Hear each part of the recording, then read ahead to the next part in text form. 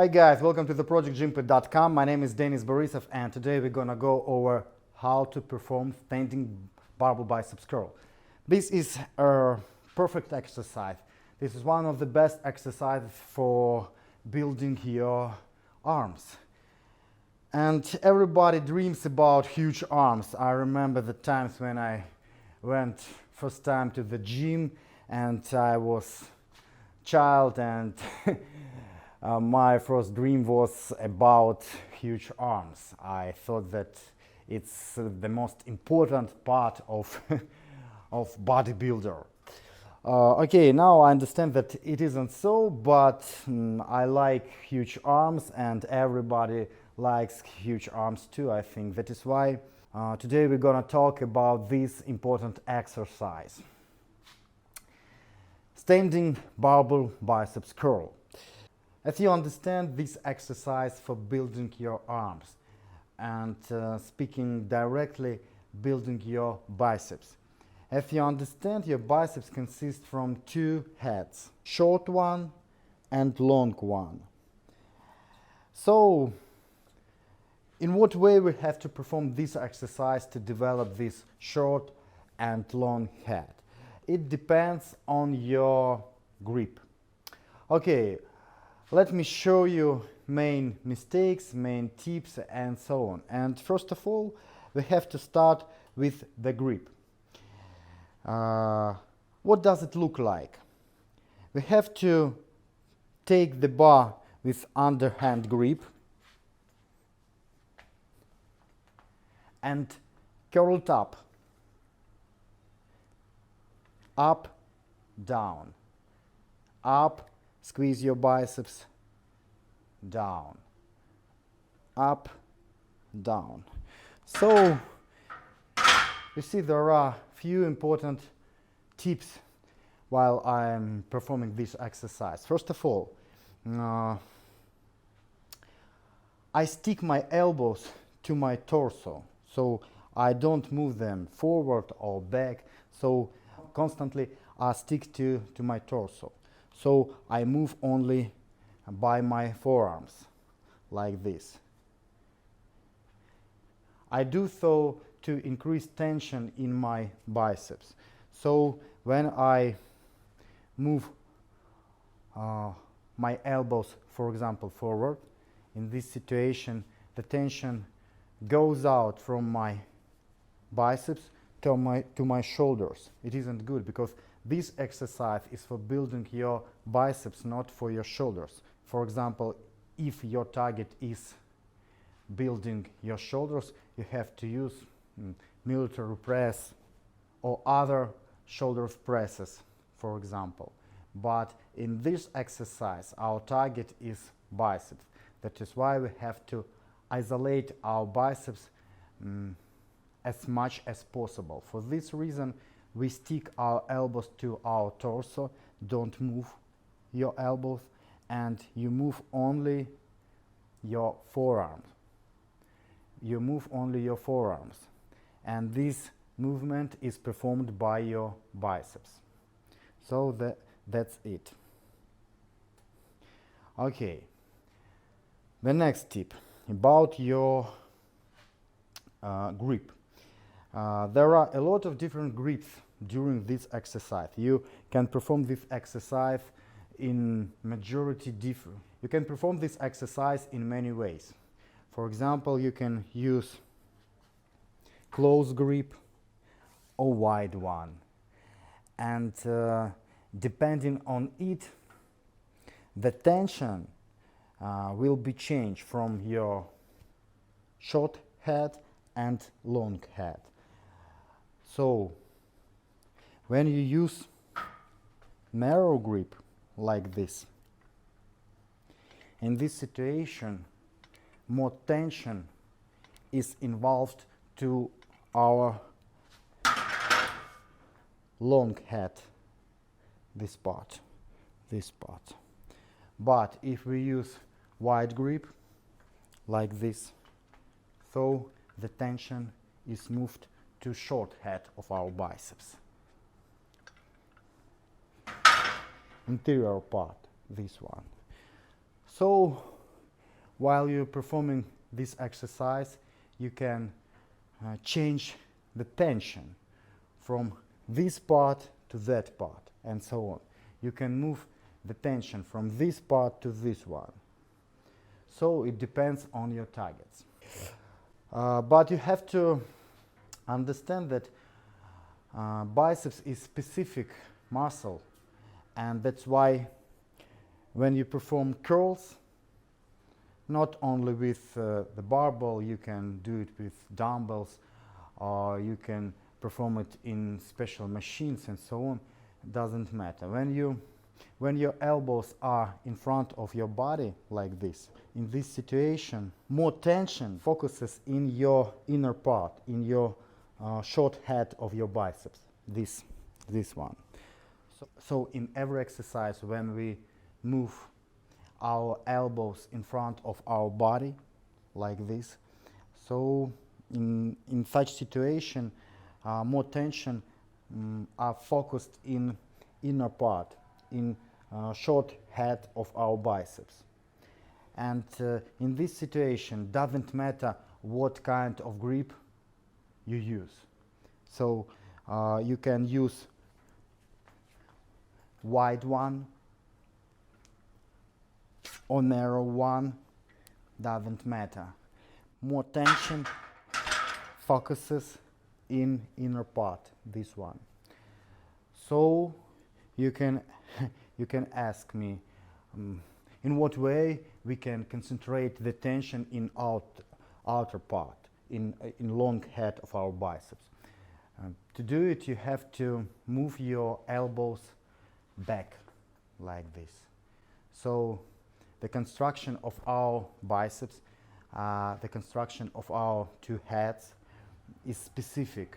When our elbows are in front of our body, more tension focuses in inner part, short head of our biceps. But when we move our elbows back, in this situation, more tension focuses in outer part, long head of our biceps. So this tip is more efficient and it works much better than your grip. You can use narrow one or wide one. It isn't so efficient as position of your elbows. So if you want to concentrate different tension in different parts of your heads, for this you have to use your elbows, not your grip width. So this is another important tip in order to concentrate the tension in this exercise. Okay, what else? Another important moment about your wrist. The point is that this exercise, biceps curl, is performed not only by your biceps but by your forearms too. So you see working part, this one and this one. So in order to focus the tension in biceps, you have to eliminate the tension from your forearms. In what way we can do it? We can bend our wrist like this. So you see, when I move like this, so our forearms are working. But when I don't bend my wrist, my forearms don't work. So more tension focuses in my biceps.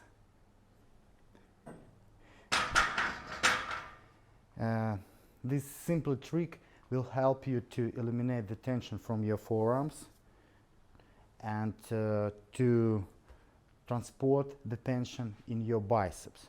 You have to bend your wrist and move the bar in this way.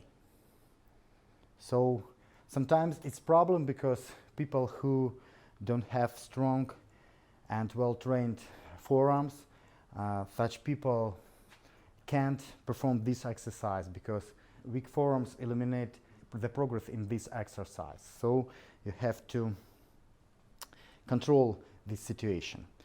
Okay, another important moment about cheating. Cheating is very popular technique, especially when people are thinking about their arms. Sometimes I see as guys perform different kinds of extensions and curls in the gym with cheating, and it isn't good idea at all, especially speaking about your triceps, because cheating is not a good thing for your biceps, but it's prohibited for your triceps at all, because it leads to the trauma, it leads to injury. Okay, but we are speaking about biceps now, so what about the cheating?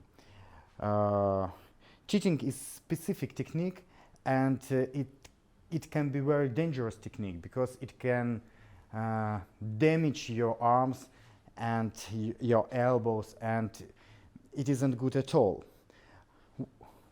What is it, cheating? Cheating is such situation when you help to lift the bar with whole your body, something like this. Hop.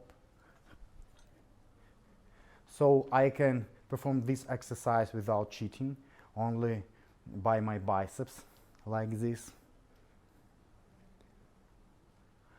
Or on the other hand, I can perform this exercise with the help of all my body, something like this.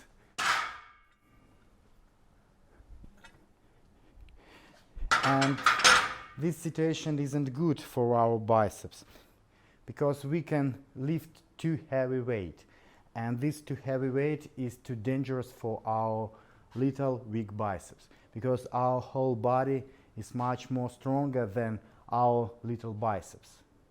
Understand it? So this technique is for professional usage. So I can't say that it's bad in every situation. No. If you are a professional bodybuilder, you can find a lot of advantages from this technique, especially when it's difficult for you to get enough stress, and your biceps, your arms well trained, and it's difficult to stress them because the adaptation is too huge. And in this situation, you have to find specific ways in order to increase the stress. And such technique as this one, such technique as cheating will help you, but only in this situation. For beginners, it isn't good at all, because they don't understand the tension, they don't understand the muscle working, and in such situation, cheating will lead to injury. And sometimes people think that by cheating they could lift heavier weight, and that's why will develop their biceps, but it isn't so. Cheating eliminates the stress, cheating eliminates the tension when we speak about beginners. Cheating will help for professional bodybuilder who understand the tension, who feel it, but it isn't good at all for beginners. So speaking about pro, he feels muscles, he feels completely the tension, the contraction of his muscles, and in such situation he can use cheating, because he will use it only to help to increase the tension. But beginner or ordinary person doesn't understand this tension, and in such situation beginner will lead to an injury. That is why don't use cheating first few years of bodybuilding. You can use it only on advantage level, so it isn't for beginners at all. Okay, what about breathing? The main rule is the same. You have to exhale on exertion. So exhale, inhale, inhale, exhale, up, squeeze, down, up, squeeze, down. You see, I use pause for 1 or 2 seconds at the top position in order to squeeze my biceps. And at the lowest point, I make pause for 2 or 1 second to concentrate and to prepare my biceps for contracting. So it's very important. But you see, I don't lock out my elbows completely at the bottom position. So this position is bad one. I don't use it. I don't lock out my elbows at the bottom. So I work in partition range of motion in this exercise, you see. Don't lock out my elbows at the bottom and don't put the bar above completely. You understand why? Because at the top position I don't move the bar above, because in such situation I will move my elbows forward, and in this situation the tension will move from my biceps to the shoulder, and it isn't good at all, because this exercise is for building biceps, not shoulders. And at the bottom I don't lock out my elbows completely, because it could be dangerous for my elbows, because the weight is heavy, and at the lowest point it can damage my arms. So I work in a partition range of motion, something like this. And it's very important for beginners, because they don't feel their biceps good, and they don't have good muscle contraction, they don't have good mental connection between brains and muscles, and that is why they have to work on it. And in order to get this connection, you have to use moderate weight or light weight, and work in partition range of motion without cheating.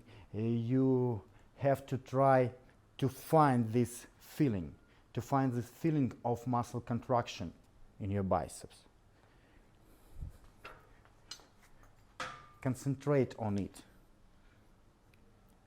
Up, down, up, down. The weight is light. I don't worry about light weight, because I understand that as a beginner I have to work a lot of time with light weight to find this feeling, of muscle contraction. I have to find mental connection between my brain and my biceps. And when I'll get it, it'll help me to build huge arms, to build huge biceps. But first of all, I have to work with moderate or light weights in order to help me to get this feeling. Okay guys, summarizing. First of all, you have to control your elbows. You understand that in order to move the tension from your inner part, from your short head to long head of biceps, you have to move your elbows in front of your body or back. So at the beginning I recommend you use this position of your elbows. So you have to stick your elbows to your body, and you have to work in a partition range of motion, something like this. You have to use moderate grip, not wide one, not narrow one, something moderate, something in middle. Working in a partition range of motion, elbows are stick to my body, and exhale on exertion. Pause, squeeze, down. Pause, squeeze, down. Squeeze, down.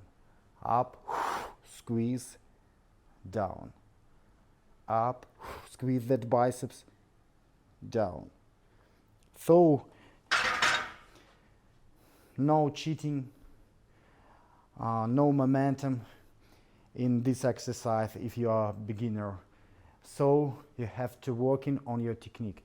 You have to concentrate on your biceps. You have to try to find this feeling. You have to try to get this mental feeling of contraction. You have to find this connection between your brain and your biceps. And when you will get this connection, it will help you to get huge arms, to get huge biceps. Okay guys, that's all. Thanks for clicking. You can leave your comments down below. Subscribe to my YouTube channel featuring new exercises videos weekly. This is the barbell curl, baby.